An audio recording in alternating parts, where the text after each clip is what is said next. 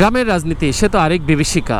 মফস্বল এলাকায় আপনি একটু জায়গা কিনতে যান, একটা দোকান করতে যান, আপনি নিজের ঘর করতে যান, কাউকে বিদেশ পাঠাতে যান, এমনকি নিজের মেয়েকে আপনি বিয়ে দিতে চান, সবকিছুতেই একটা নোংরা রাজনীতি। পরিবারের ছোট ঝগড়া বিভেদ বা ভাই ভাইয়ের জায়গা সম্পত্তি নিয়ে অমীমাংসিত কোনো ব্যাপারকেও রাজনৈতিক দৃষ্টিকোণ থেকে বিচার করা হয়। আর দেখবেন সমাজের যোগ্য মানুষ, জ্ঞানী মানুষ, শিক্ষিত মানুষের বিচার করতে আসবে আপনার আশপাশ এলাকার হাল চাষ করা ওই মাটির কামলা, রিক্সা চালক, ভ্যান চালক, বিভিন্ন ধরনের অযোগ্য লোক, তাদের বিচার আপনার মেনে নিতে হবে। এমন সমাজ ব্যবস্থা কারোই কাম্য না, এমন রাজনীতি কেউই চায় না। দ্যাটস ওয়াই দেশের রাজনৈতিক অবস্থা, রাজনৈতিক দর্শনকে অধিকাংশ মানুষই অপছন্দ করে।